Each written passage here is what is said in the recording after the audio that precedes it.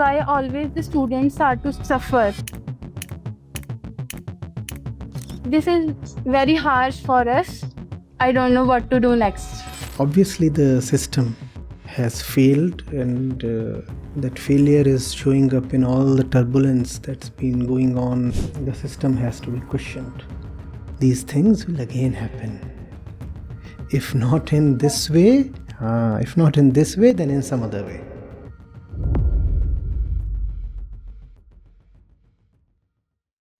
Pranam Acharya Ji. I want to ask question regarding suffering of the students.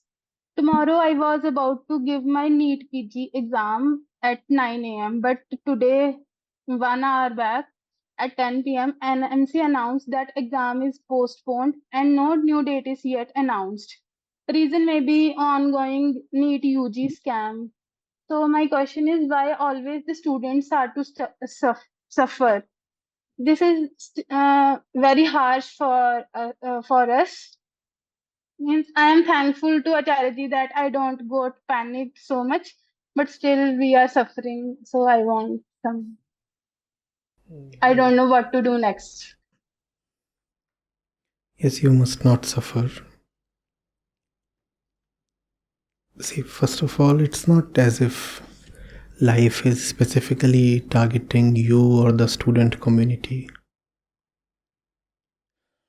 There's an entrance exam, and that implies there are places worth gaining entrance to. No?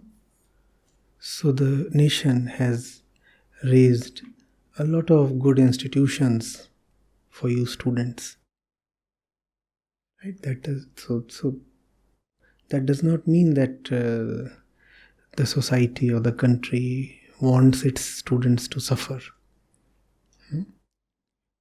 India has some of the best medical institutions in Asia.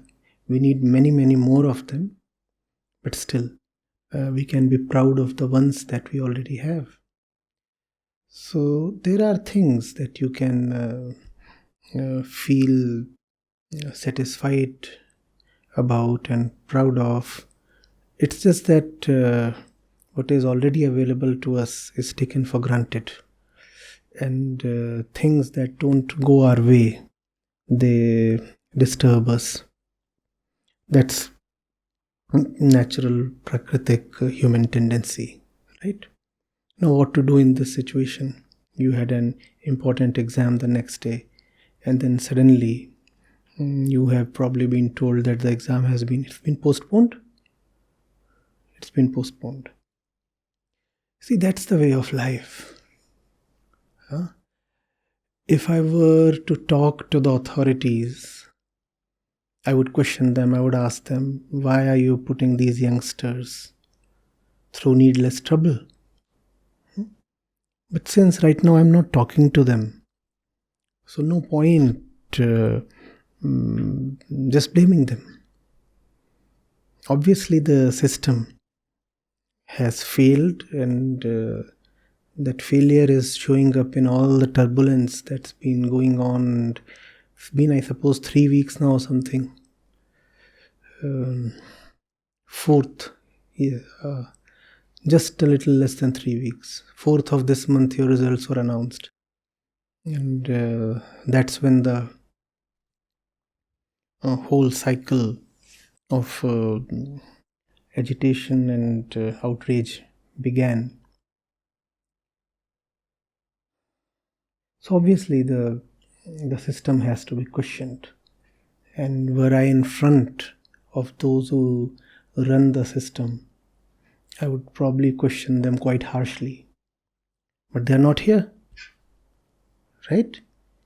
And maybe I'll find another way to make my voice reach to them, something. For the purpose of the discussion between you and me, the system then becomes irrelevant. Why? Because as you will move through life, you will find that all kinds of systems keep doing all kinds of mischievous things. Today, this system has done its bit. Tomorrow, some other system, some institution, or some random event can come and play spoilsport. Will you keep allowing them to disturb you? Obviously, they are not entitled to disturb you. Obviously, they must be taken to task. You have a testing agency, and we do not have testing agency in a nation of 150 crore people, so that it disturbs lakhs and crores of participants and their families and the entire society, right? So first of all, you have to be assured that we do not want the responsible ones to go scot-free. They must be taken to task, they must be held accountable, and the system must be improved to ensure that such things never again happen in the future. But I'll still tell you, these things will again happen. If not in this way, then in some other way. Life will never move according to your plans and expectations. Today this system has failed, tomorrow some other system will fail. And that's not just something specific to India. That's happening even in the most developed and advanced nations. That's the very nature of life, unpredictability.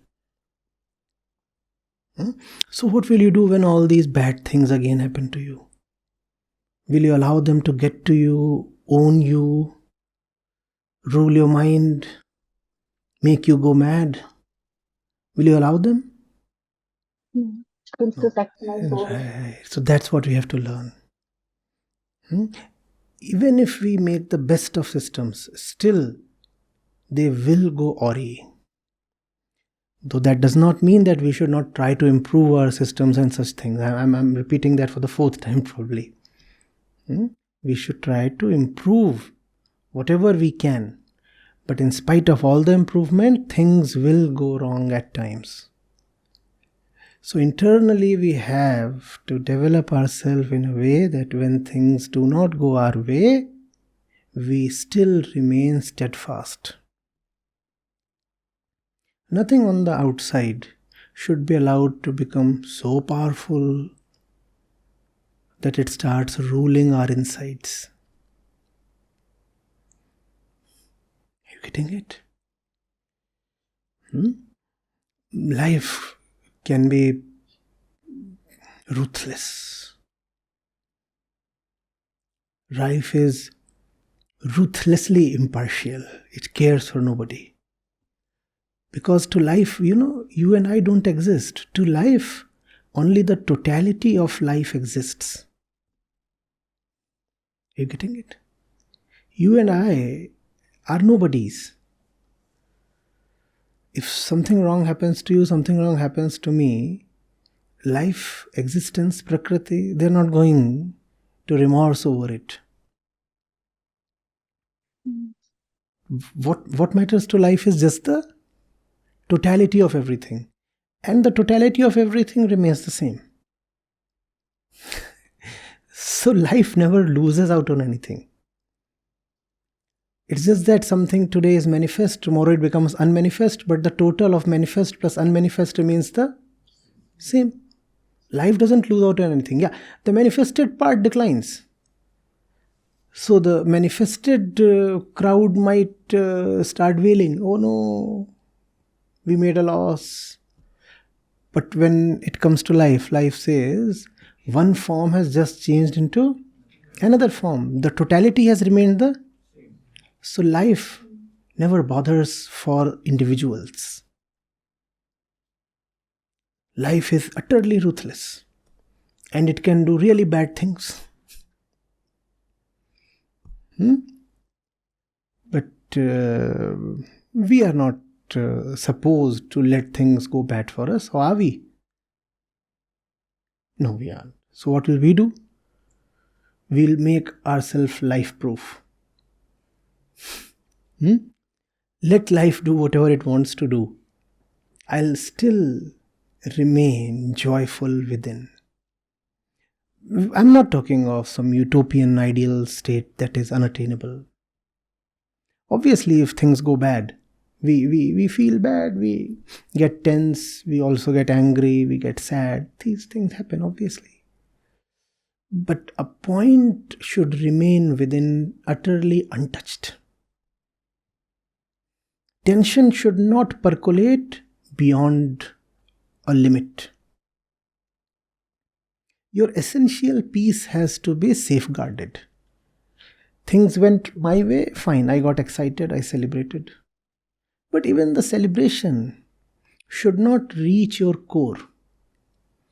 The core should remain untouched by all happening, good or bad, positive or negative. Something great happened, yes, I got happy. I danced around. Fine. It stops at that. Something really bad happened, I cried for a while. Then I went to sleep. I allowed myself to hear some melancholy songs. I remained tense and sad for 8 hours or 2 days or something. And then I bounced back. I recovered. I recouped. That's the maximum I can allow life to disturb me. 8 hours, 2 days, something. This much allowance has to be given, We are not supermen and superwomen. If bad things happen, we must allow ourselves to feel a little down. That's all right. That's a part of your humanness. If something great happens tomorrow, if you top this entrance exam, it's all right to jump around and hug people and, do a few silly things and maybe party for a week or something. But then settle down. 1 week is enough. Return to your essential peace, where nothing ever happens, nothing good, nothing bad. Are you getting it? Don't let the world become a huge thing. Otherwise, the world will eat you up. The world comes to you with goodies, with offers, with all the beautiful and tempting things possible. Feel good, but don't get carried away. And the world comes to you with tragedies and all the bad things. Cry, wail, remain upset for a while, but don't allow yourself to break down. Do not let happiness carry you away, and do not let sadness break you down.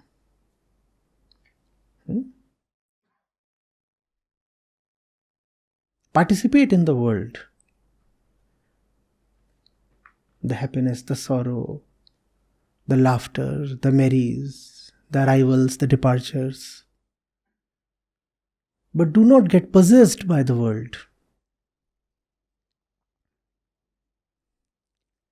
Maintain a separate identity, an identity that is unavailable to the world. Do not share the password. The world should not be allowed to log into your heart. The heart must remain inaccessible to the world. The heart is a very special place. The point that I was talking of, the point that must remain untouched always. The heart is called that point. The heart is a very special, a very sacred place. All these profanities, somebody leaked the paper, somebody was, charging some money, and black money was changing hands, and some government official was involved, and all these are like stupid things. And they'll keep happening all your life. Good things will also happen. Neither good nor bad should become too big on you. It's all right. Dance around for a while and then say, fine, it's all right. Or beat your chest for a while and then just say, fine, it's all right. At some point, you should be able to simply say, it's all right. Enough of disgust. or enough of celebration. It's all right.